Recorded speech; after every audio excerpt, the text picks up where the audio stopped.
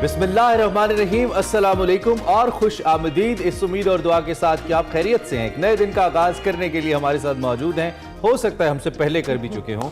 दोनों सूरतों में हमारी बेस्ट विशेस आपके साथ। This is a brand new espresso episode. मैं हूं इमरान हसन और मैं हूं अरमला हसन। उम्मीद करते हैं आप बिल्कुल ठीक ठाक होंगे। वैसे बहुत सारे लोगों का आगाज आज नहीं हुआ होगा क्योंकि आज छुट्टी है। आज छुट्टी है, सुबह स्कूल्स में छुट्टी थी ना। ओके, सो अगर आगाज नहीं हुआ तो बहुत जबरदस्त बात है। किस चीज की छुट्टी है आज?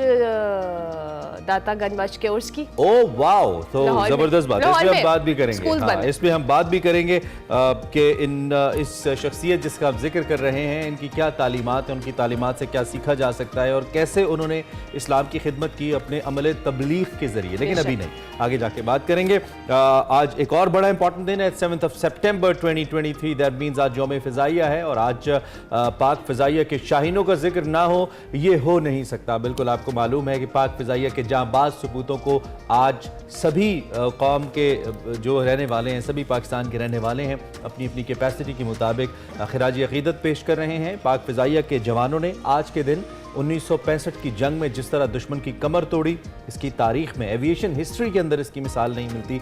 ऐसी मिसालें बनी, ऐसे रिकॉर्ड्स बने जो कि आज तक नहीं टूटे और लगता है कि शायद टूट भी ना पाएं। हम जंग सितंबर में पाक फ़िज़ाइया के किरदार की बात करेंगे। बिल्कुल, जंग सितंबर में पाकिस्तान का सामना अपने से 3 गुना बड़ी फ़िज़ाई ताकत से था। एम आलम ने सिर्फ 1 मिनट में 5 भारतीय तैयारे तबाह किए, जबकि महज 2 दिनों में 50 भारतीय तैयारे जमीन बोस कर दिए गए थे। तो 3 गुना बड़ी फ़िज़ाई ताकत का मुकाबला किया पाक फ़िज़ाइया ने और आज का दिन इन्हीं की जो कह ले बहादुरी, जुर्रत के हवाले से मंसूब किया जाता है। और आज हम यौम फ़िज़ाइया मना रहे हैं, तो हमने सोचा कि प्रोग्राम के आगाज़ में इसके हवाले से ज़रूर बात और बिल्कुल ऐसी मिसाल जब भी हुई, जब भी पाकिस्तान फ़िज़ाइया को टेस्ट किया गया, आपको याद ही होगा रिसेंटली 27 फरवरी तो आपको ऑपरेशन स्विफ्ट रिटॉर्ट तो आपको याद करें आप यौम चाय तो आपको याद ही होगा, जिसमें पाकिस्तान फ़िज़ाइया ने एक बार फिर जो बेस्ट पार्ट था उसका वो ये कि पाक फ़िज़ाइया ने बता के, पाकिस्तान फ़ौज ने ये बता के कि ना we have the escalation ladder और हम ये हक महफूज रखते हैं कि हम आपको आपकी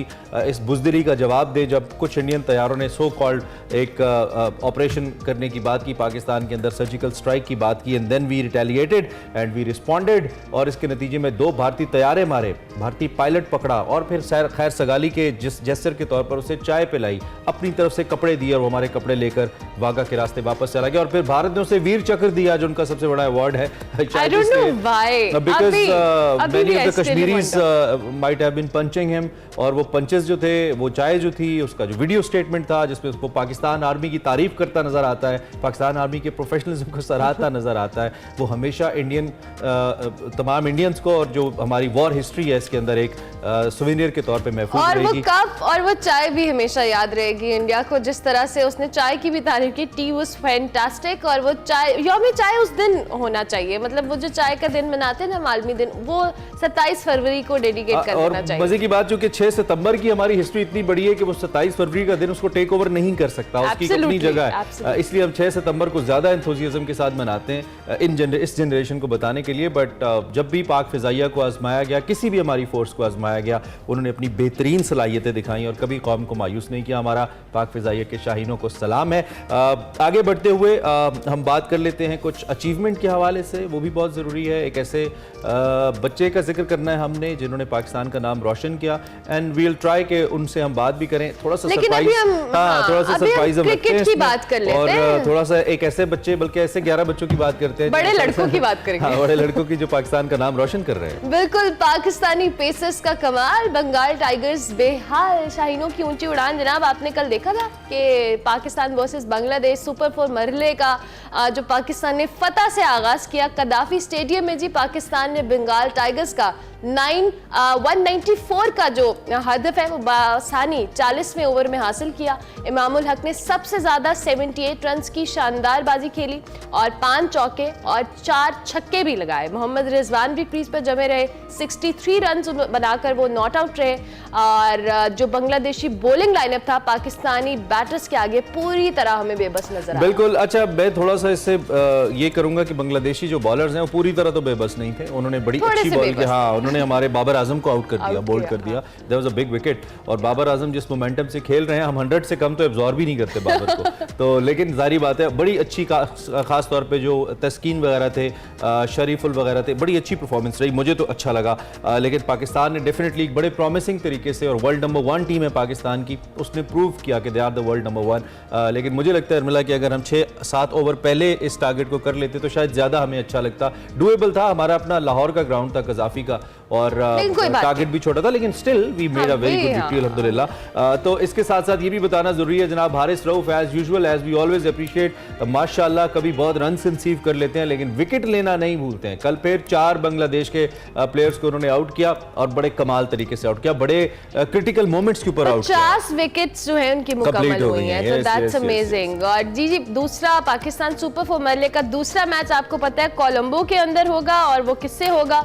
इंडिया से। इसी में बात करेंगे। सैयद मोहम्मद अवैस हमारे साथ मौजूद है। Thank you very much Awais, आपने हमें ज्वाइन किया। I hope you are doing well. कल के मैच के हवाले से अभी इमरान कह रहे थे कि हमें थोड़ा सा 3-4 ओवर पहले ये टारगेट को अचीव करना चाहिए था, लेकिन ओवरऑल कल पाकिस्तान की परफॉर्मेंस एज यूजुअल माशाल्लाह, अल्लाह ये नजरें बद से बचाए, बड़ी अच्छी रही, और पाकिस्तान ने अपना आगाज जो है बड़े अच्छे और शानदार तरीके से किया। और क्या कहेंगे कल के मैच के हवाले से? जी अस्सलाम वालेकुम। इमरान भाई जैसे कह रहे थे, ऑब्वियसली थोड़ा सा मुझे भी था कि जिस तरीके से पाकिस्तान के बॉलर्स ने अपना कल प्रेशराइज किया बांग्लादेश की स्ट्रॉन्ग बैटिंग लाइनअप पे, अपना आपको पता है कि काफी डेप्थ उनकी बैटिंग लाइनअप पे होती है। थोड़ा सा उनको शॉक जरूर लगा कि शंतु जो कि लीडिंग स्कोरर थे उनके, वो टूर्नामेंट से बाहर होकर इंजरी की वजह से लिंटन दास उनकी जगह पे है, लेकिन एक बैटिंग ऑर्डर उनका बड़ा स्टेबल आपको नजर आता है। लेकिन पेस बैटरी का क्या कहना, जैसे आप ही कह रही थी, मुझे याद है टूर्नामेंट से पहले भी बार इनके बारे में बात हो रही थी कि जो 30 ओवर हैं जो पाकिस्तान की पेस बैटरी की, वो डेडली होंगे किसी भी टीम के खेलने के लिए। खास करके हारिस रऊफ का आपको पता, वो बड़ा एक फेमस हंटिंग ग्राउंड है लाहौर के अंदर की नुमाइंदगी भी करते हैं। वो कल नजर भी आया कि जिस तरीके से हारिस रऊफ अपना पेस को लीड कर रहे हैं फ्रॉम द फ्रंट। लेकिन थोड़ा सा बैटिंग पे आना चाहूंगा, शायद आप दोनों इस चीज से एग्री भी करें कि जिस तरीके से पाकिस्तान की टीम ने 190 प्लस पे उनको आउट किया, अच्छा था कि आपने 40 ओवर्स के अंदर 40 ओवर से कम में आपने उसको चेज भी किया, क्योंकि आपने नेट रन रेट भी मेंटेन करना है सुपर 4 के अंदर।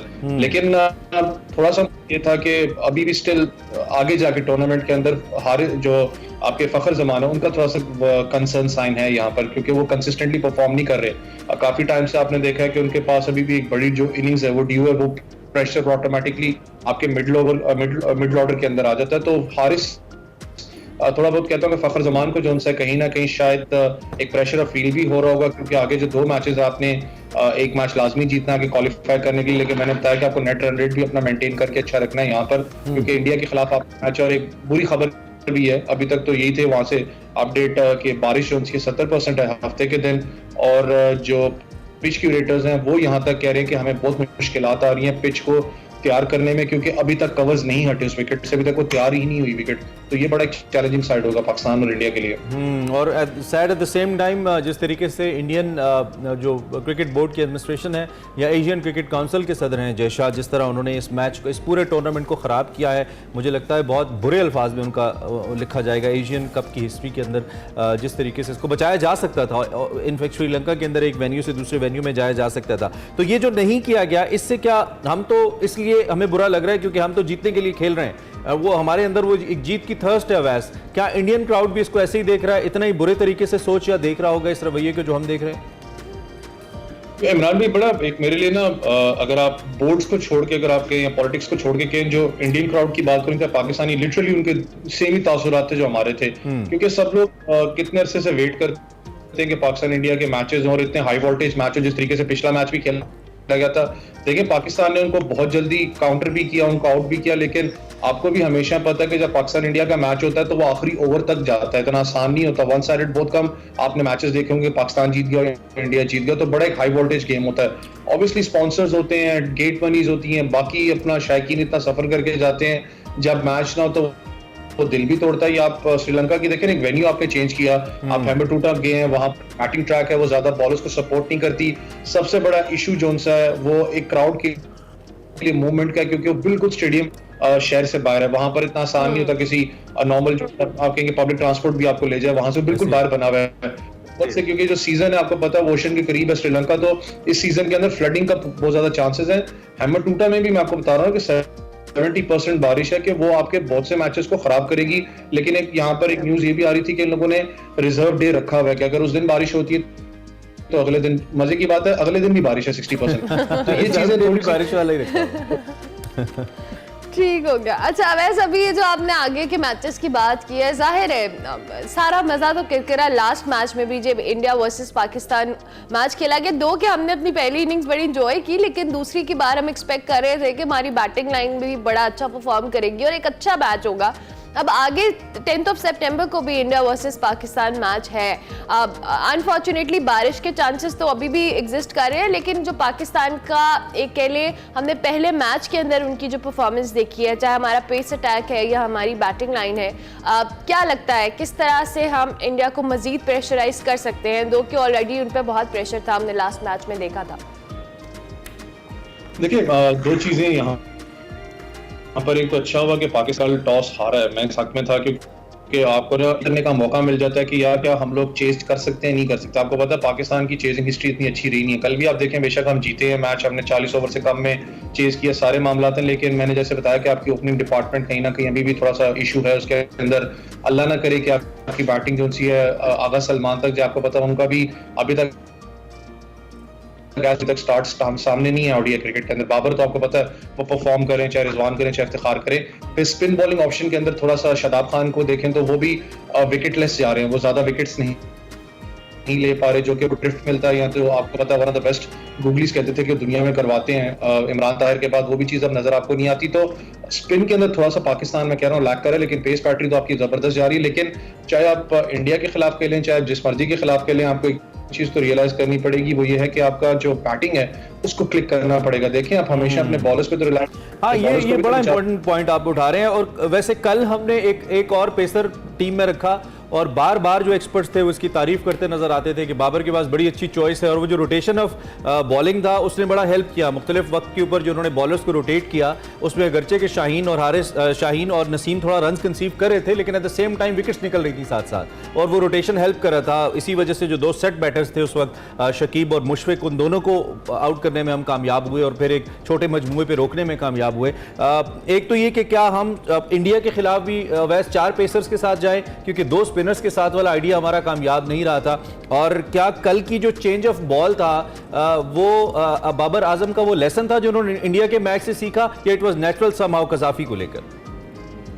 नहीं, एक चीज आपको पता है, कज़ाफी स्टेडियम की तो विकेट है वो तो 300 प्लस स्कोर की है, क्योंकि वहां पर चेज बड़ा अच्छा होता है। बैटिंग ट्रैक आपने देखा होगा। चलो वो कल पाकिस्तान की बॉलिंग बड़ी जबरदस्त थी कि जल्दी आउट हुए, लेकिन कल एक मुझे अच्छी चीज लगी, स्ट्रैटेजी जो बाबर आजम की थी वो थोड़ी डिफरेंट थी कि उनके भी बैक ऑफ द माइंड था कि मैंने चेंज करते रहना है, मैंने एक बॉलर को लगातार स्पेल्स नहीं करवाने, मैंने दूसरे बैट्समैन को सेटल नहीं होने देना, उनके दिमाग से मैंने खेलना है। आप देखें ना, सबसे बड़ा इस वक्त एक, अगर मैं पाकिस्तान वर्सेस इंडिया की चले बात करूं तो मैं 2 चीजों को कंपेयर कर रहा था। मैं टेक्निकल पॉइंट ऑफ व्यू से बात कर रहा हूं, रोहित शर्मा की चले बैटिंग ले लें, शुभनाम गिल की बैटिंग ले लें। जिस वक्त तो पाकिस्तान के खिलाफ इमरान भाई खेल रहे थे तो रोहित शर्मा बहुत अंदर क्रीज में खड़े हुए थे। आपने देखा होगा कि लेट स्विंग को कट करने के लिए कि लेट स्विंग जो सी है, मुझे इन स्विंग जो जिससे वो डरते हैं वो उसको मैं खत्म कर सकूं। जब नेपाल के खिलाफ वो बैटिंग करने आए हैं, उनके दिमाग में वो साइकोलॉजिकल प्रेशर बिल्ड हुआ था फिर से रोहित शर्मा पे, इतना प्रेशर बिल्ड है। आप उनके उठा के 1.25 ओवर की बात मैं कर रहा हूं, मैं पूरे 2 ओवर की भी बात नहीं कर रहा। 1.25 ओवर जो अटैक के हैं उसके अंदर आप देखें वो क्रीज के अंदर खड़े हुए हैं, उनके दिमाग में वही बात फिर चल रही थी कि यार अंदर बॉल आएगी उसको मैं अपना ग्लाइड कैसे ऑन साइड पे करूंगा, जहां पर आपको याद है जिसमें वो रिव्यू किया गया तो वो was once a legend said Nasser Hussain, they can not play it, inverted commas के अंदर, यू रिमेंबर? तो वो मुझे तो वो स्टेटमेंट उनकी जो है ना मेरे दिल पे लिखी गई है, दे can not play it, so they can not. Ball के खिलाफ उनको समझ नहीं आ रही थी मैं किधर खड़ा हूं। 1.25 ओवर के बाद उनको जाके अक्ल आई कि इसकी बॉल तो अंदर आ नहीं रही है, तो मुझे क्रीज से बाहर खड़ा हूं। इंडियंस ऐसे इंडियंस जो कि टीवी पे बैठ के स्पेक्टेटर्स बन के मैच देख रहे होते हैं और ट्रांसमिशंस कर रहे होते हैं, दे शुड सीरियसली थिंक कि अगर उनका कैप्टन एक ही बॉलर से एक ही गलती करके बार बार आउट हो रहा है और बीट हो रहा है, तो इसका मतलब ये कि there is something seriously wrong with his technique to play that particular, क्योंकि जो भी बैटर होता है एक दफ़ा आउट होगा दूसरी दफ़ा उस पर काम करके आएगा। कुछ कल ऐसी मिस्टेक स्टार्ट में बाबर ने भी की और बाबर भी उसका शिकार हुए। खैर थोड़े अनलकी भी रहे बाबर तो, और जैसे विराट रहे थे पहले मैच में। मैं थोड़ा सा बैटिंग लाइन पे आखिरी सवाल अपना करना चाहूँगा, because that is very important. कल किसी साहब से बात हो रही थी जो क्रिकेट को समझते हैं, उन्होंने कहा अगर ये ऑस्ट्रेलिया इंग्लैंड की बॉलिंग हुई तो हम क्या करेंगे, जिस तरह की परफॉर्मेंस कल फ़खर वगैरह दे रहे थे और इफ्तिखार के हवाले से भी उनके कंसर्न्स थे, तो हम बैटिंग ऑर्डर में क्या तब्दीली करें जिससे कम से कम हम ट्रस्ट तो कर सकें, रिलाय तो कर सकें कि ठीक होगी, खैर होगी। आपने बात उनकी बिल्कुल एग्जैक्ट है, क्योंकि ये चीज मैंने देखा ना, अगर आप थोड़ा सा पाकिस्तानी होकर अगर आप बाहर निकल के क्रिकेटर देखें, क्रिकेट एनालिस्ट देखें, तो आपकी बैटिंग में फ्लॉज है। मैंने आपको बताया ना, देखें बॉलर्स भी तो बेचारे कहते हैं कि यार कुछ तो रन्स दो ना ताकि हम स्कोर कार्ड पे उसको डिफेंड कर सकें। जब आपकी ओपनिंग डिपार्टमेंट ही नहीं चल रहा, उसके अंदर इश्यूज आ रहे हैं, तो इसका मतलब वो प्रेशर आपका माउंट करता है मिडिल ऑर्डर पे। अब मसला ये है ना कि देखें, आपने 10 तारीख को इंडिया के खिलाफ खेलना, आपने वो मैच ऑब्वियसली जीतना भी है, उस मैच के अंदर आपका कैरियर बनता भी है, कैरियर खत्म भी हो जाता है। आप अब्दुल्ला शफीक को मैं कहूंगा ज्यादती है कि आप उस लड़के को उठा के ओपनिंग डिपार्टमेंट में चेंज कर दें, प्रेशर गेम है। साउथ शकील को आप मिडिल ऑर्डर में लें, क्योंकि मैं खुद भी चाहता हूं कि साउथ शकील को खेलना चाहिए जहां पर आपका प्रेशर आता है ऊपर। अगर आपका ओपनिंग डिपार्टमेंट परफॉर्म नहीं करता, कम से कम आपके पास एक स्टेबल इनिंग्स खेलने वाला लड़का मौजूद होगा। सलमान स्टेबल इनिंग्स उन्होंने टेस्ट में जरूर दिखाई, लेकिन वनडे में मैंने आपको बताया ना कि परफॉर्मेंस आज तक अभी तक नजर नहीं आपको आई। इफ्तिखार, क्योंकि आपको पता है उन्होंने पिछले मैच के अंदर जो नेपाल के खिलाफ था बड़ा अच्छा खेला, थोड़ा संभल के खेला है, फिर अटैकिंग मोड के अंदर भी, लेकिन इफ्तिखार का आपको पता है ज्यादा अटैकिंग मोड क्रिकेट है, उनकी ज्यादा ये नहीं है कि वो डिफेंसिव खेलें या वो आपको कंस्ट्रक्टेड इनिंग्स बना के दें। तो ये चीजें कि जो मिडिल ऑर्डर है, स्पेशली मैं कहता हूं आपका और आपका जो ओपनिंग डिपार्टमेंट है, इसको सॉर्ट आउट करने की जरूरत है। इंडिया के खिलाफ मैच देखा अच्छा खेला, लेकिन स्पिनर्स के खिलाफ जी। वन मोर थिंग, बिल्कुल लास्ट, कल इंडिया ने अपनी टीम भी अनाउंस कर दिया वर्ल्ड कप के लिए। तकरीबन यही स्क्वाड है जिस वक्त खेल रहा है। जसप्रीत भी हैं एंड आई होप कि वो 10 तारीख को आ जाएंगे टीम में। जसप्रीत बुमराह अपने बेटे की पैदाइश के सिलसिले में गए थे। तो आप उस स्क्वाड को कैसे देखते हैं और क्या इंडिया को थोड़ा आईना दिखा इस टूर्नामेंट की सूरत में कि वो वर्ल्ड कप के लिए हवाले से कोई फेवरेट साइड नहीं है जिस तरह का उनका लाइनअप नजर आ रहा है हमें? देखिए, उनके तो इश्यूज चल रहे हैं, आपको पता है कि तक के पीछे बात हुई थी कि जी प्ले जो हैं वो भी रोहित शर्मा कहानी कोशिश कर, पिछले साल एशिया कप वर्ल्ड कप में भी जो एटीट्यूड रहा है प्लेयर्स के साथ यूएई की कंडीशंस के अंदर, तो ये भी मामलात हो रहे हैं। लेकिन अगर मैं पूरी इंडियन ऑर्डर की बात करूं तो मुझे उनकी स्पेशली बॉलिंग यूनिट की समझ में नहीं आ रही। स्पिन पे मैं उनके कोई अपना नहीं कर सकता, स्पिनर बहुत अच्छे उनके पास मौजूद है, जडेजा बड़ा जबरदस्त आपको पता है ऑलराउंडर। लेकिन बॉलिंग यूनिट की अगर मैं बात करूं, आपने सिराज को भी नेपाल के खिलाफ देखा है, मुझे बिल्कुल भी नहीं आई कि आखिर वो करना क्या चाह रहे हैं। अब बुमराह के बारे में बार बार लोग अपना करते हैं, obviously is one of the best bowlers, लेकिन आप एक चीज को रियलाइज करें कि वो काफी अरसे के बाद इंडियन टीम में वापस आ रहा है। इससे पहले उसने सिर्फ एक बड़ी सीरीज, वो बड़ी सीरीज तो नहीं थी, आयरलैंड के खिलाफ आपने लिमिटेड ओवर्स खेला, ठीक है, जहां अच्छी परफॉर्मेंस रही नहीं है। ये प्रेशर गेम होती है, यहाँ पर कुछ और आपको एवरेज चाहिए। ये प्रेशर गेम और है, और इसमें जो उनकी टीम में वापसी है ऑब्वियसली उनको भी एडजस्ट करने में टाइम लगेगा। Thank you very much Awais, आपने अर्ली इन द मॉर्निंग हमें ज्वाइन किया जी। 10 सितंबर को पाकिस्तान वर्सेस इंडिया मैच होने जा रहा है और हमारी पिछला जो ट्रैक रिकॉर्ड है उसके मुताबिक ये मैच भी हम जीतेंगे इंशाल्लाह। आपने अपनी टीवीज नहीं तोड़ने, कुछ नहीं होना, हौसला करे। बाबर 11 खेल रही है और हमारे बारिश की कमी के लिए दुआ करें। हाँ, बारिश की कमी की दुआ। ब्रेक लेते हैं, ब्रेक के बाद वापस आते हैं।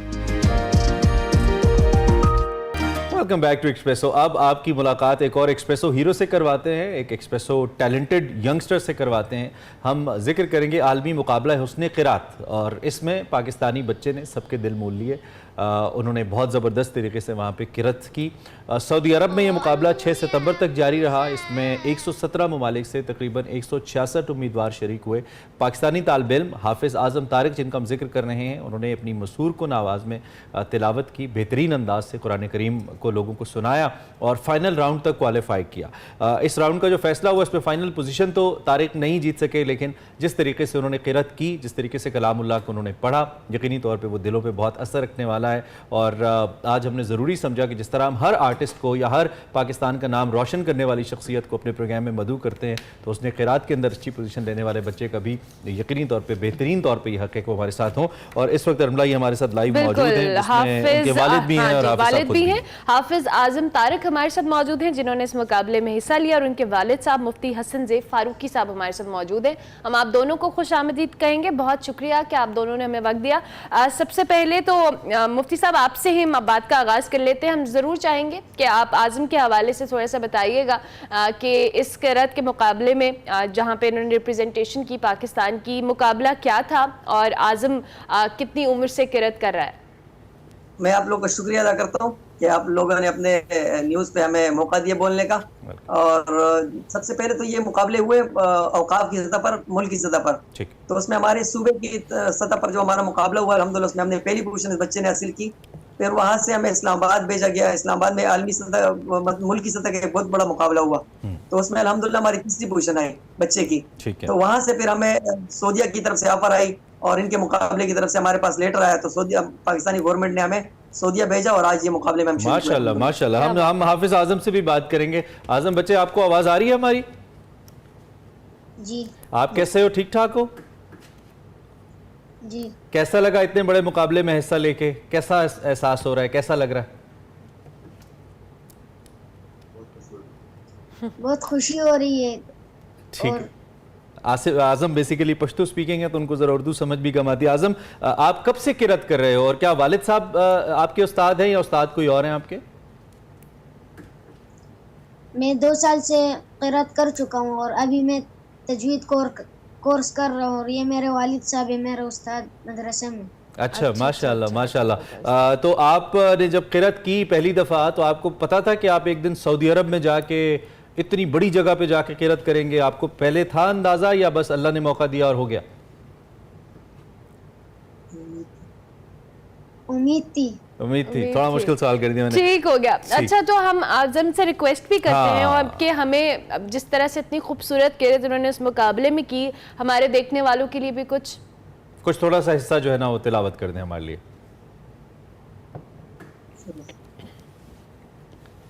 अऊज़ु बिल्लाहि मिनश शैतानिर रजीम।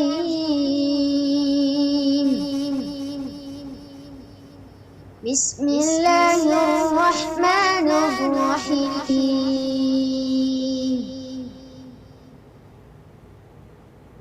अल्हम्दुलिल्लाहि रब्बिल आलमीन अर्रहमानिर मालिक यौमिद्दीन इय्याका नअबुदु व इय्याका नस्तईन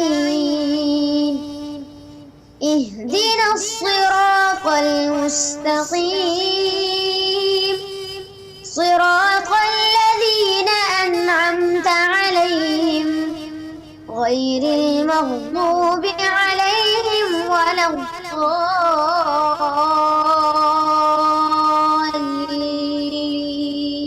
आमीन आमीन। माशाल्लाह सुभान अल्लाह, क्या खूबसूरत आवाज़ है, क्या पुरअसर आवाज़ है, बहुत ही ज़बरदस्त सुभान अल्लाह। हसन भाई, एक तो ये हमें बताइए कि इस पे आप कैसा महसूस करते हैं? इतनी छोटी उम्र में हाफिज़ आज़म साहब इतने बड़े मुकाबले पे गए और क्या आप आगे भी आपका इसी तरह जाने का इरादा है? आगे क्या इरादे हैं? मैं तो बस अल्लाह का बहुत बड़ा शुक्रगुजार हूँ कि अल्लाह ने हमें इस मुकाम तक पहुँचाया। महसूस तो क्या करते हैं कि अल्लाह ने अपने दर पे बुलाया, ये सबसे बड़ी कामयाबी है हमारी। फिर पाकिस्तान की सतह पे पूरे पाकिस्तान से आज हाफिज आजम तारिक का सेलेक्ट होना, ये हमारे लिए बहुत बड़े एजाज से कम बात नहीं है। ये हमारी दुनिया की सबसे खुशी है अल्हम्दुलिल्लाह।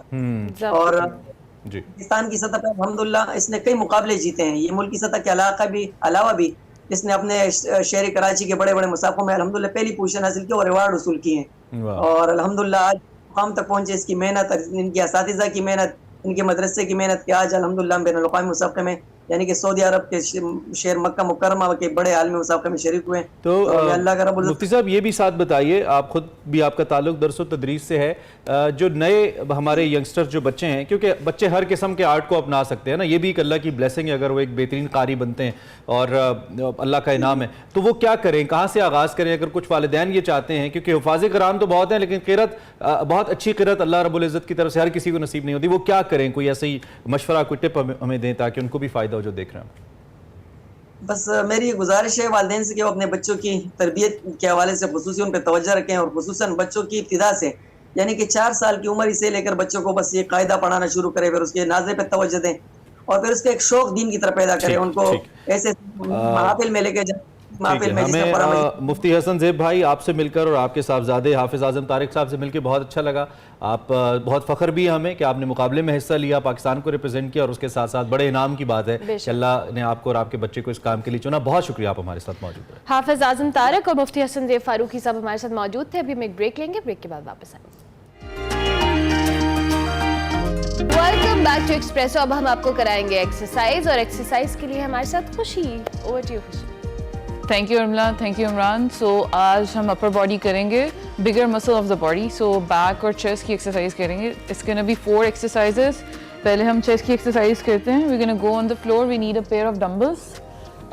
सो knees bend, feet on the floor, dumbbells right above the chest, in line with the chest, and when you push the dumbbells up, you exhale.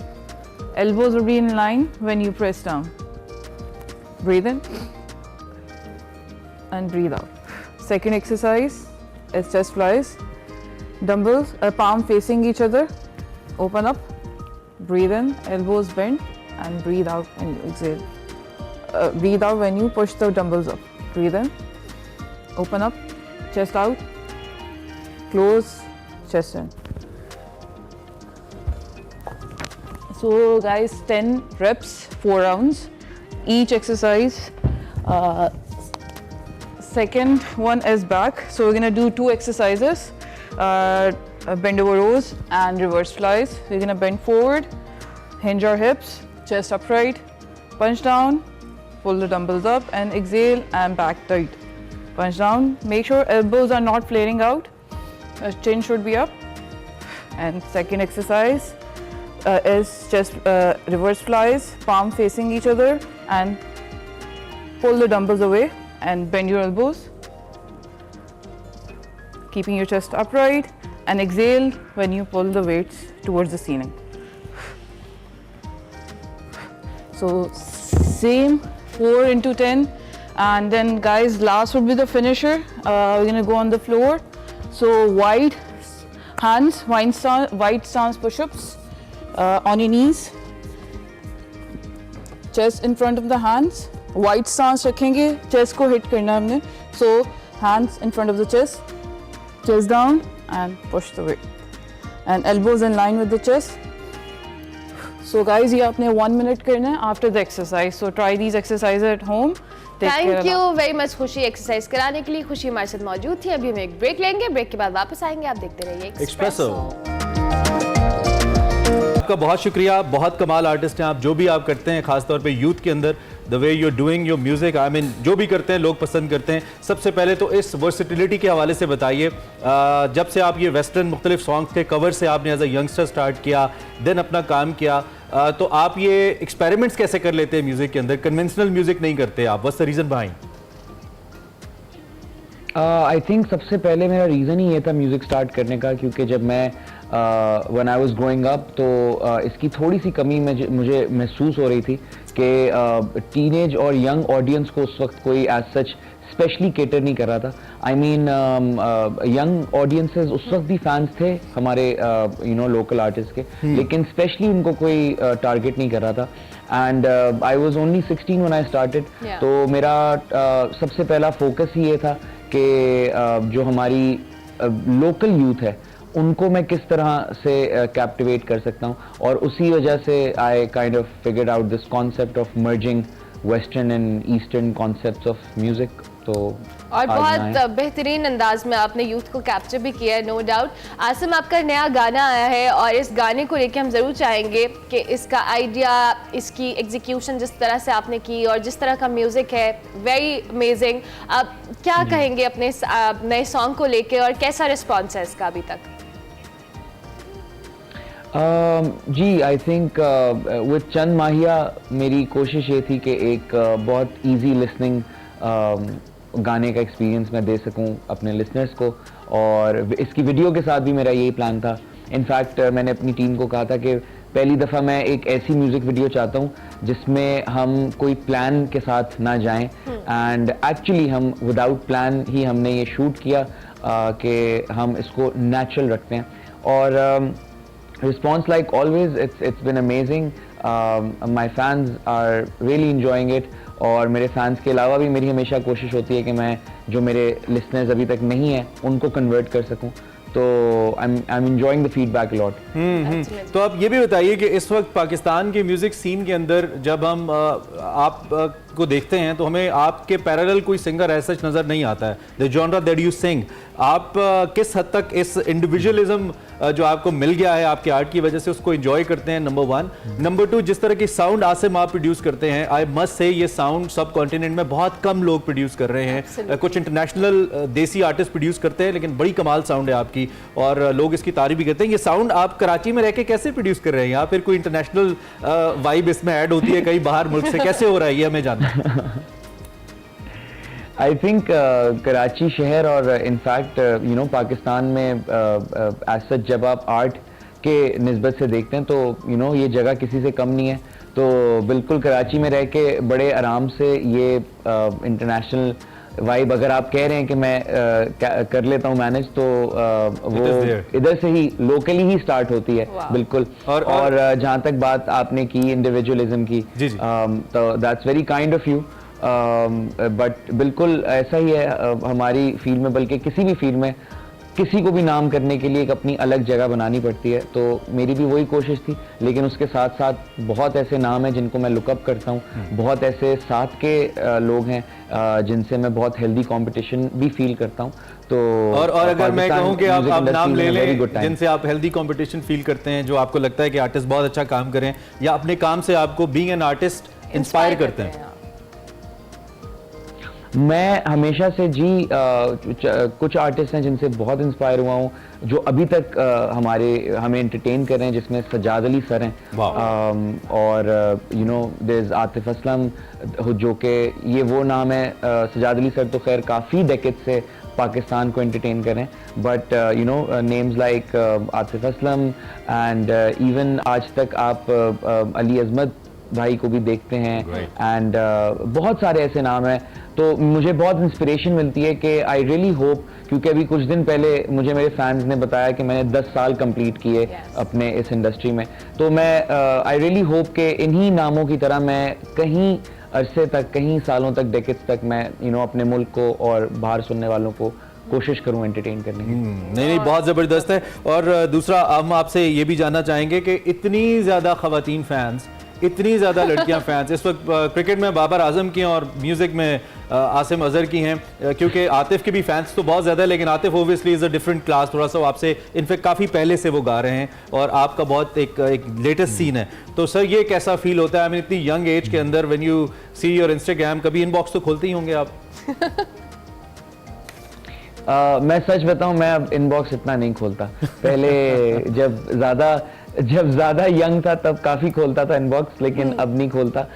But definitely चाहे वो ऑनेस्टली चाहे लड़कियों की तरफ से या लड़कों की तरफ से, या इवन मुझे सबसे ज़्यादा खुशी, आप शायद सुन के हंसें इस बात पे, मुझे सबसे ज़्यादा खुशी होती है जब मुझे कभी पेरेंट्स या मुझे किसी की फैमिली या सीनियर लोग मुझे जब लाइफ के अप्रिशिएट करते हैं, क्योंकि यूथ तो ऑब्वियसली हमेशा से मैं उनको टारगेट करके चला हूं और उन्होंने हमेशा से मुझे बहुत प्यार दिया है। लेकिन मेरी देखा जाए तो जो बुजुर्ग अवाम है वो मेरी टारगेट ऑडियंस नहीं है, तो जब भी वो मुझे अप्रिशिएट करते हैं ना, मुझे लगता है मैंने कुछ अचीवमेंट की है। आसिम, आपकी टारगेट ऑडियंस बुजुर्ग अवाम भी है। अब once Asim was performing live और वहाँ पे फैमिलीज थी, एंड आई रिमेंबर कि वहाँ पे बहुत सारे सीनियर सिटीजन्स भी बैठे हुए थे जो आसिम का वेट कर रहे थे, बहुत सारे यंगस्टर्स भी थे और बहुत सारी ऐसी फैमिलीज भी थी। I was there to witness that and I remember कि बहुत सारे लोगों ने वेट किया। आसिम लोगों को पुरानी मोहब्बतें याद करा देते हैं। एग्जैक्टली। और आसिम आपसे हम जरूर ये जानना चाहेंगे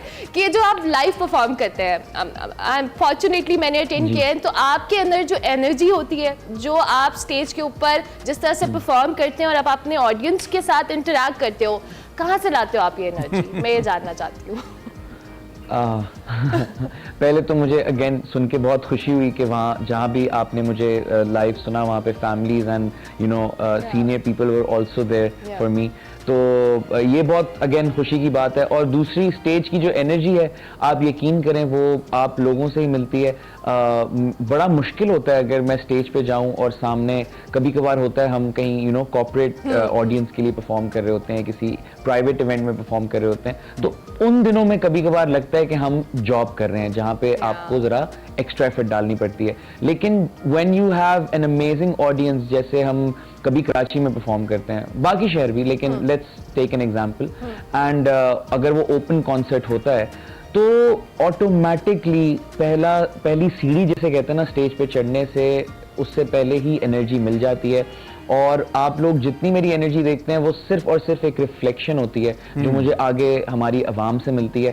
और जब मैं एक लाइन गाता हूँ आगे से दूसरी लाइन गाई जाती है तो मुझे आप यकीन करें मेरा तो बस चलता है, मैं स्टेज से छलांग मार दूं आप लोगों की तरफ। नहीं, आपकी जर्नी भी ऐसी है, because we know you know आपने जब से स्टार्ट किया हमने आपको फॉलो किया है और हमें पता है कि आप कैसे यहाँ तक पहुँचे हैं। इसलिए हमें ये भी जान के अच्छा लगता है कि आपकी एफर्ट है जो आपको यहाँ तक लेके आई है। वो एक जो मुख्तलिफ लोगों के बारे में होता है कि जी कैसे पहुँच गए, तो वो टैग आप पे नहीं है, you are a genuine artist. ये बड़ी ज़बरदस्त बात है। अब हमें आप ये भी बता दें कि आप ये चंद माहिया जो है ये तो आपने कर दिया, व्हेन योर रियल चंद माहिया is coming in your life, because this is what fans want to know. और सॉरी मुझे क्वेश्चन पर्सनली पूछना अच्छा नहीं लगता क्योंकि आपकी पर्सनल लाइफ है, but still since you are public figure तो लोग जानते हैं, तो कुछ प्लान्स वगैरह? अगर आप शादी का पूछ रहे हैं तो उसके लिए मुझे थोड़ा सा आपके शो का टाइम खत्म हो जाएगा, वरना मैं अपनी वालदा का उठने का वेट करता और मैं उनसे पूछ के आपको बिल्कुल बताता कि फैंस और मीडिया बेकरार है। लेकिन वैसे मैं इस बात को टाल नहीं रहा। मैं जिस कल्चर से और जिन वैल्यूज से आता हूँ, मैं वाकई ऐसा ही एक खानदानी लड़का हूँ और मैंने अपनी जो चाहत है ये वाली, वो मुझे अच्छा लगता है कि हम अपने फैमिली के बड़ों पे छोड़ें, क्योंकि मुझे लगता है उसमें रहमत आती है। और बाकी लड़कों से और लड़कियों से भी मैं यही कहूँगा। तो इंशाल्लाह as soon as I get the green signal from my family, मैं आप सबसे पहले आप लोगों को खुद बताऊंगा। डन। इस बात और एक चीज और, आसिम आपके घर में आपका कोई गाना खासतौर पे अम्मी जिसको पसंद करती हो, कौन सा है घर में जो फेमस है आपका गाना? आजकल तो मैं, क्योंकि मेरी अम्मी सबसे बड़ी फैन है मेरी, आजकल उनको चंद माहिया बहुत पसंद है। उसके अलावा वो हबीबी सुनाती हैं। आज़म सॉरी आपको इंटरप्ट करें, हम चाह रहे थे कि अब जाते जाते, अब ऑब्वियसली एक आर्टिस्ट के लिए सुबह सुबह उससे रिक्वेस्ट करना गाने की बड़ा मुश्किल होता है और ये हम ज्यादती भी करते हैं। प्लीज आप कुछ गुनगुना दें, कुछ गुनगुना दें। बैठा हूं आपके लिए। अरे that's so kind of you, गुनगुना दें प्लीज। हो गई क्या खता, मुझको था ना पता, दिल आवारा हुआ था पहले से ही, पर मगर जब से तुमको मिले चंद माहिया, चंद माहिया, ये क्या किया चंद माहिया।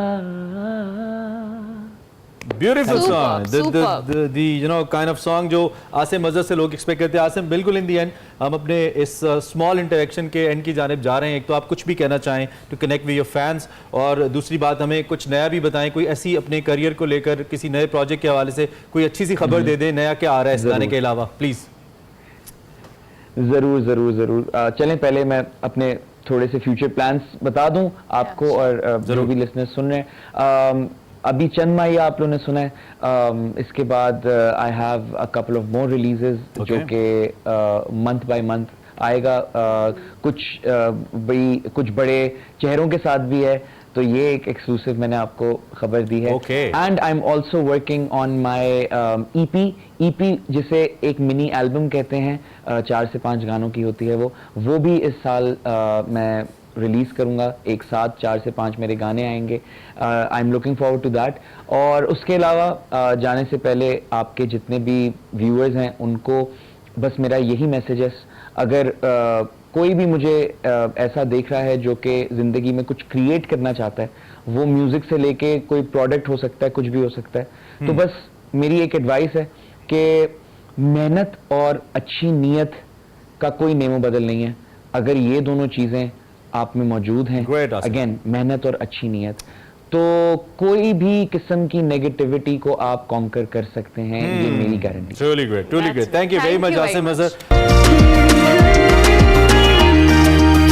Welcome back to Expresso. बात करेंगे थिएटर के सबसे बड़े फेस्टिवल के बारे में, जो कि arts council of Pakistan Karachi के तहत कल फ्राइडे को शुरू होगा। पाकिस्तान थिएटर फेस्टिवल में पाकिस्तान भर से 27 थिएटर ग्रुप्स जबकि 7 इंटरनेशनल थिएटर ग्रुप्स इसमें पार्टिसिपेट करेंगे, जिसमें America, Iran, Türkiye, Germany, Sri Lanka वगैरह के जो थिएटर की टीम्स हैं वो शामिल हैं। 30 रोज़ा जी थिएटर फेस्टिवल है जिसमें 45 शोज जबकि मुख्तलिफ वर्कशॉप्स और जो डिबेट्स हैं वो भी इसमें ऑर्गेनाइज कराई जाएंगी। थिएटर फेस्टिवल में जी उर्दू, इंग्लिश, फारसी, सिंधी, पंजाबी ज़बानों में जो थिएटर प्लेज हैं वो भी पेश किए जाएंगे। और पाकिस्तान थिएटर फेस्टिवल में शिरकत के लिए दुनिया के, जिस तरह से हमने कहा कि इंटरनेशनल टीम्स वो मुख्तलिफ पाकिस्तान में कराची के अंदर पहुंच चुकी हैं और इस थिएटर फेस्टिवल में 30 रोज़ा ये फेस्टिवल है, 45 के करीब यहाँ पे जो इवेंट्स हैं वो मुनक्किद करवाए जाएंगे। इसमें मुख्तलिफ तरह की चीज़ें, एक्टिविटीज़ हैं जो हमने सोचा कि आपको बताएं। और कराची आर्ट्स काउंसिल के ज़ेरे तमाम है पाकिस्तान थिएटर फेस्टिवल 2023। पाकिस्तान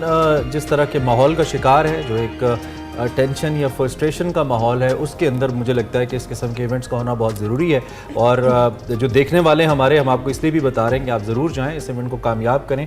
और फिर ख़ास तौर पर इसके अंदर जो पार्टिसिपेट करने वाले लोग हैं उसमें एक अपना ये भी बड़ा इंपॉर्टेंट होता है कि जो यंगस्टर्स हैं उनको मौका मिलता है कि वो कहीं ना कहीं अपने ख्यालात को एक्सप्रेस करें। और कराची जैसे जो बड़े शहर हैं वहाँ पर, जहाँ पर जराइम की रेशो कंपेरेटिवली ज़्यादा है या और मसाइल ज़्यादा हैं, तो वहाँ के लोगों के लिए तो बहुत ही इंपॉर्टेंट है टू एक्सप्रेस देयर सेल्व्स कि वो ऐसे इवेंट्स अंदर जाएं और अपने ख्यालात। और थिएटर इटसेल्फ एक बहुत एक्सप्रेसिव किस्म की एक्टिविटी है और पाकिस्तान के अंदर वी आर ग्लैड कि यहाँ पे थिएटर को लेकर ऐसी एक्टिविटीज़ ऑर्गेनाइज कराई जाती हैं और बड़ा ज़रूरी है क्योंकि थिएटर का बहुत सारे ऐसे बड़े आर्टिस्ट हैं जिन्होंने अपना आगाज़ करियर का थिएटर से किया है और उस थिएटर के ज़रिए उनको रिकग्निशन मिली है। अब अनफॉर्चुनेटली ड्रामा और टीवी और डिजिटल की वजह से बहुत सारी चीज़ें पीछे हैं, लेकिन स्टिल अब थिएटर को पसंद करने वाले बहुत सारे लोग बहुत हैं। और ज़रूर हम इस इवेंट के बारे में एक बार फिर आपको बता दें, बरोज़ जुम्मे कल से ये शुरू होगा इवेंट और पाकिस्तान थिएटर फेस्टिवल इसका नाम है, जिसमें पाकिस्तान भर से 27 थिएटर ग्रुप्स शामिल होंगे। इसके अलावा 7 बैनुल अक़वामी थिएटर ग्रुप्स हैं जो कि इसके अंदर हिस्सा लेंगे।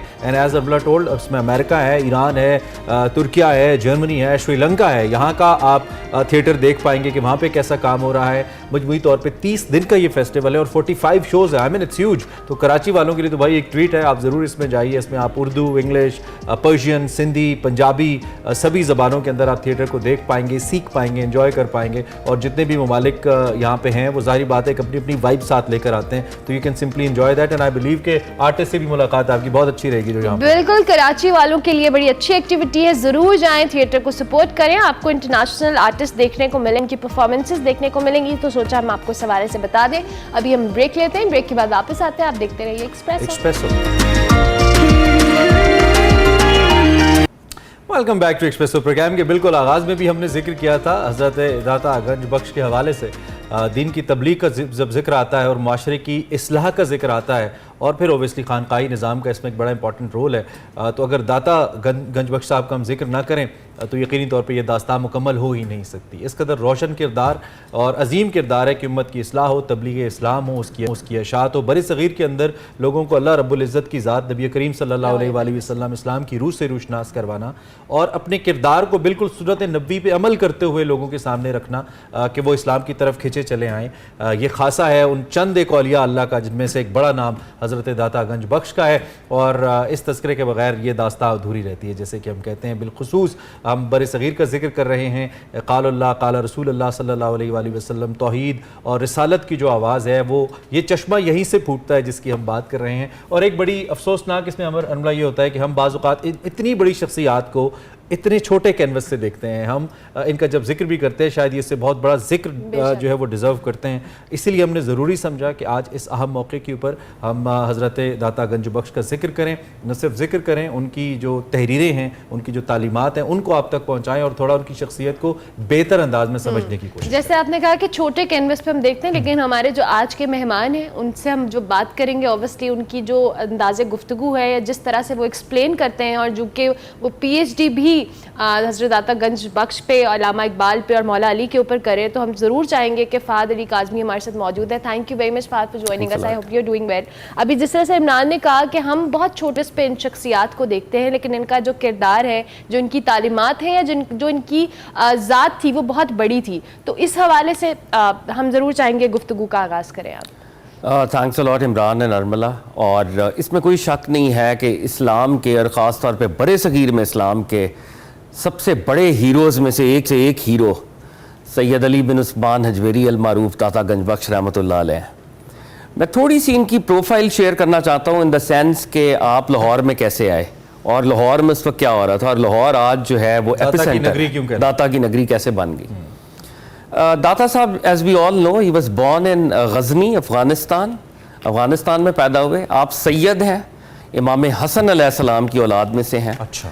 और आपका जो शजरा नस्ब है वो 9 वास्तों से प्रॉफिट सल्लल्लाहु अलैहि वसल्लम से मिलता है, यानी 9th जनरेशन में आप प्रॉफिट सल्लल्लाहु अलैहि वसल्लम के साथ मिलते हैं। He is very close to prophet सल्लल्लाहु अलैहि वसल्लम इन दैट सेंस। आप गजनी में थे, आपने वहाँ से इनिशियल आपकी एजुकेशन हुई, और उस दौर में स्पिरिचुअल एजुकेशन के लिए लोग ट्रैवल किया करते थे। ही ट्रैवल्ड और सीरिया चले गए, मुल्क शाम, और मुल्क शाम में आपके उस्ताद गिरामी, आपके पीरो मुर्शिद हज़रत अबुल फ़ज़ल ख़ुतली रज़ी अल्लाह ताला अन्हु रहमतुल्लाह अलैह वो मौजूद थे। आपने उनके हाथ पर बैत की, और ये बैत, ये बहरहाल एक और डिफरेंट, हम इस पे अभी नहीं जाते, पर ये it's a spiritual connection teacher student का, स्पिरिचुअली हम इसको बैत कहते हैं। और वो उनकी स्पिरिचुअल ट्रेनिंग हुई, तज़किया नफ्स और वो सारे मामलात वहाँ पे हुए। अबुल फ़ज़ल ख़ुतली रहमतुल्लाह अलैह बहुत टावरिंग सूफ़ी सेंट थे, और ये जो इनकी जगह थी उसको बैतुल जिन कहते हैं। ये सीरिया से दमास्कस, दमिश्क से बाहर एक गांव है जहाँ पे वो रहा करते थे। एक सूफ़ी लॉज थी, और सूफ़ी लॉज के बाहर एक बड़ा सा एक लिखा होता था जुमला, ये एक सूफ़ी लॉज है, यहाँ पर लोगों को खाना खिलाया जाता है, उनसे उनका धर्म नहीं पूछा जाता। अरे वाह, क्या बात। ये तसव्वुफ की, और ये असल में इस्लाम का एसेंस है कि यहाँ पे लोगों को खाना खिलाया जाता है, उनसे उनका school of thought, religion, identity वो नहीं पूछी, मजहब नहीं पूछा जाता। क्या बात। ये अबुल फ़ज़ल ख़ुतली थे। अबुल फ़ज़ल ख़ुतली रहमतुल्लाह अलैह के एक और स्टूडेंट भी थे, उनका नाम था सैयद मीरा हुसैन ज़ंजानी रहमतुल्लाह अलैह। दाता साहब को अबुल फ़ज़ल ख़ुतली ने कहा कि आप अली लाहौर तशरीफ़ ले जाएं, और लाहौर को सर लाहौर कहते थे, और आप जाके वहाँ पे तबलीग करें, और वहाँ पे आपका प्रीचिंग का काम है। हज़रत अली हजवेरी दाता साहब ने कहा वहाँ पे तो ऑलरेडी मेरा बैचमेट, मैं अपनी टर्म में कह रहा हूँ, बैचमेट पीर भाई हुसैन ज़ंजानी मौजूद है। तो मुर्शिद ने कहा जो मैं जानता हूँ आप नहीं जानते, आप लाहौर तशरीफ़ ले जाएं। अब Hazrat Ali Hajveri he walked from Syria, पूरा सीरिया क्रॉस किया, इराक आए, by on foot Iraq cross किया, ईरान क्रॉस किया, अफगानिस्तान क्रॉस किया, और मौजूदा दौर का पाकिस्तान का बॉर्डर ही है ना एक तरह से लाहौर, रावी किनारे आए। अब जब आप तशरीफ लेके आए हैं तो रिवायात में आता है he was carrying a flag, एक झंडा हाथ में था, रावी किनारे नस्ब किया है हजरत अली हजवेरी ने, और दुआ की है और कहा इलाहुल आलमीन, ये इस्लाम का झंडा है, मैं दुआ करता हूं कि शहर लाहौर में ता क़याम क़यामत ये झंडा लहराता रहे। और जब आप वहाँ पे क़याम पजीर थे, रात हो गई थी, और जैसे ये उस दौर में दरवाज़ों में सिटी बंद होती थी, छोटा सा शहर होगा, लेकिन we need to remember this कि यहाँ पे राजा आनंदपाल और वो हुकूमत थी हिंदू राजास की, और महमूद गजनवी यहाँ पे इन्वेड करके आता था, चला जाता था, उसका बेटा मसूद गजनवी, परमानेंट मुस्लिम गवर्नमेंट नहीं थी यहाँ पे भी उस तरह से। दाता साहब ने रात क़याम किया, सुबह जब दरवाजे खुले तो सामने जनाजा था, और वो जनाजा आपके बैचमेट, आपके पीर भाई हुसैन ज़ंजानी का था। तो स्पिरिचुअल लीडरशिप लाहौर की तब्दील हो रही थी, वो शिफ्ट हो रही थी।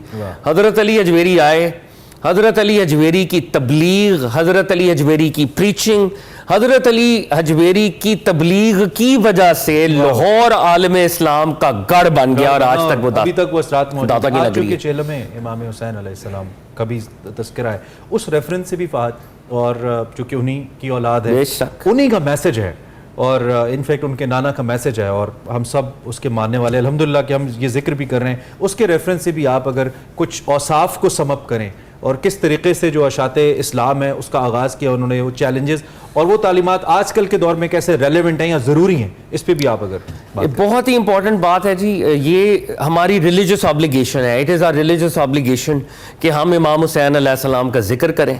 और ये फ़िरका वारियत से बालातर एक मामला है। जब प्रॉफिट सल्लल्लाहु अलैहि वसल्लम ने फरमाया कि I am leaving behind 2 weighty things, Quran and अहले बैत, मैं 2 वजनी चीज़ें छोड़ के जा रहा हूँ, तो इसका मतलब है कि कुरान और अहले बैत पूरी उम्मत के लिए मीज़ान है। एंड अनफॉर्चुनेटली हमने दोनों को ही समझने में, और हमने दोनों को समझने में हमने बड़ा हमें बड़े मुजाहिरा किया। एब्सोल्युटली हम रस्म के पाबंद हो गए ना, रसूम के एसेंस को भूल गए।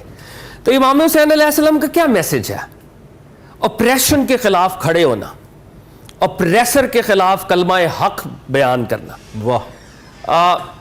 हम गए गुजरे ज़माने में हैं और I will be very honest with you, पुराने यजीद को बुरा कहना बहुत आसान है, आजकल यजीदों के खिलाफ बात करना बहुत मुश्किल है। और हमें पता चल रहा है, हम कॉम्प्रोमाइज करते हैं, साइलेंट होते हैं, डिप्लोमेटिक होना पड़ता है। इमाम अली मकाम इमाम हुसैन अलैहिस्सलाम की जो स्ट्रगल है वो ये बता रही है कि बर वक्त यजीदियत के खिलाफ खड़े होने, और जो स्टांस आप ले लें फिर गर्दन कटे तो कट जाए, मैसेज से पीछे ना हटे। और यही एक्सटेंशन हमें औलिया अल्लाह में नजर आती है। जैसे इकबाल ने कहा था ना, निकल कर खानकाहों से अदा कर रस्म शब्बीरी। वाह। हमने खानकाहों में अल्लाह अल्लाह नहीं करना। ट्रू औलिया अल्लाह का ये मिशन ही नहीं है कि वो एक जगह पे लोगों को मुक़य्यद कर लें। नहीं, ट्रू औलिया अल्लाह सोसाइटी के कामों में हर वक्त डायनामिक पर्सनालिटीज के तौर पे मौजूद है। माशरे का जो फाइबर है, moral fibre, ethical fibre, for that matter political fibre, वो उसके अंदर भी एक्टिव है, उसके अंदर भी उनका रोल है। आम लोग कैसे बेनिफिट करें? लास्ट 1 मिनट जो हजरत दाता गंज बख्श की तालीमात हैं और फिर जो उसवाए अहले बैत चली आती है उसको लेकर। सबसे बेसिक बात यह है, मैं सबसे पहले अपने आप को कहूँगा, अहले बैत को पढ़ लें। What exactly they stand for? दाता साहब को पढ़ लें। एक दाता साहब कशफुल माजूब वाले हैं, एक दाता साहब वो हैं जो रवायतन रस्म के लेवल पर हमारे सामने। रस्म वाले दाता साहब और हैं, कशफुल माजूब वाले दाता साहब और। कशफुल माजूब वाले दाता साहब तौहीदी हैं, ठीक। कशफुल माजूब वाले दाता साहब खत्म नबूवत के अलम्बरदार हैं। वो अहले बैत की सेंट्रलिटी की बात कर रहे हैं, वो एथिक्स, वैल्यूज, मोरालिटी की बात कर रहे हैं। वो अपनी जात की बात नहीं कर रहे, वो अपनी जात की ग्लोरिफिकेशन की बात नहीं कर रहे, वो रब्बुल इज्जत के निज़ाम और सिस्टम की बात कर रहे हैं। मेरा ख्याल है जो पहला मैसेज हमने लेना है, अगर if we want to become the true followers of Data Sahib, start reading his works, और वो उनमें से सबसे इंपॉर्टेंट वर्क कशफुल माजूब है। आपका बहुत शुक्रिया। एक तो जब हमें बहुत ही मज़ा आने लगता है ऐसी गुफ्तगू का तो हमारा वक्त जो है ना वो आड़े आ जाता है, लेकिन इंशाल्लाह ये मौका हमें फिर मिलेगा, मिलता रहता है कि हम फहद भाई को इंगेज करें और इनसे हम सीखते रहें। ये जो इनकी एक्सपर्टीज़ है, ख़ास तौर पर जो हज़रत शेख अबुल हसन अली बिन उस्मान नजवी रहमतुल्लाह अलैह अल मारूफ दादा गंज बख्श की ज़ात मुबारक के हवाले से, और बहुत ज़बरदस्त जिक्र। फहद भाई थैंक यू वेरी मच, आपके टाइम का बहुत शुक्रिया, आप तशरीफ़ लाए। तो बेहतरीन बात यह कि जी आप पढ़िए इन शख्सियात को, पढ़िए, समझिए और उसके बाद इनकी ज़िंदगी से सीखिए जो आपको बताया जाता है, जो रस्मी तालीम है, इससे निकल कर हकीकी तालीम की तरफ आइए। अभी हम ब्रेक लेंगे, ब्रेक के बाद वापस आएंगे। एक्सप्रेसो और अब बात करेंगे उर्दू और पंजाबी के नामवर अदीब, अफसाना निगार, ड्रामा निगार, दानश्वर और मुमताज़ ब्रॉडकास्टर अशफाक अहमद साहब के, जिनके मद्दा आज उनकी 19वीं बरसी मना रहे हैं। 22 अगस्त 1925 को पैदा होने वाले अशफाक अहमद साहब ने कई किताबें लिखी। अशफाक अहमद साहब पाकिस्तान बनने के बाद लाहौर आए और रेडियो से मुंसलिक हुए। इसके बाद दरस व तदरीस से वाबस्ता हो गए। इसके बाद वो रोम चले गए, जहां उन्होंने उर्दू न्यूज़ कास्टर की हैसियत से रेडियो रोम में मुलाजमत इख्तियार की। 1965 में रेडियो पाकिस्तान और लाहौर पर एक हफ्तावार फीचर प्रोग्राम तलकीन शाह अपने मखसूस तर्ज मिज़ा और मुख्तलिफ अंदाज़े गुफ्तगू के बाइस मकबूल हुआ और 41 साल तक चलता रहा। अशफाक अहमद साहब उन नामवर अदीबों में शामिल हैं जो क़याम पाकिस्तान के फ़ौरन बाद अदबी उफ़क़ पर नुमायाँ हुए और 1953 में उनका अफसाना गडरिया शोहरत की जो उनकी शोहरत है उसका बाइस बना। बिल्कुल, आप 1967 में मरकजी उर्दू बोर्ड के डायरेक्टर भी मुकर्रर हुए, बाद में उर्दू साइंस बोर्ड पे तब्दील हो गया। जनरल ज़ियाउल हक के दौर में अशफाक अहमद साहब वफाकी वज़ीर तालीम के मुशीर भी मुकर्रर किए गए। उस वक्त के 2 बड़े रिसालों दास्तां गो और लैलो निहार के मुदीर भी रहे। अफसानों की अगर बात करें, एक मोहब्बत 100 अफसाने कैसे हम भूल सकते हैं, उछले फूल, सफ़र मैना, फुलकारी, इसके अलावा सुबहान इसमें शामिल हैं। आपके लिखे ड्रामों में देखने वालों को यकीनी तौर पे बेहतरीन सीखने को मिलता है। मशहूर ड्रामों की अगर बात करें, वंस अगेन, एक मोहब्बत 100 अफसाने, तोता कहानी और कई ऐसे शाकार, मन चले का सौदा, उच्चे बुर्ज लाहौर दे, यू नेम इट। आपने जो कुछ लिखा कमाल लिखा। आपको कई सरकारी एजाज़ात से भी नवाजा गया। प्रोग्राम जाविया में लोगों की इस्लाह का बाइस बनते रहे। तो आज जो बाबा जी की बरसी है, आप उन्हें अपनी दुआ में याद रखें, अल्लाह उनके दर्जात बुलंद फरमाए। आमीन। प्रोग्राम का वक्त खत्म हुआ, हम आपसे कल फिर मिलेंगे, तब तक के लिए अल्लाह हाफ़िज़। अल्लाह हाफ़िज़।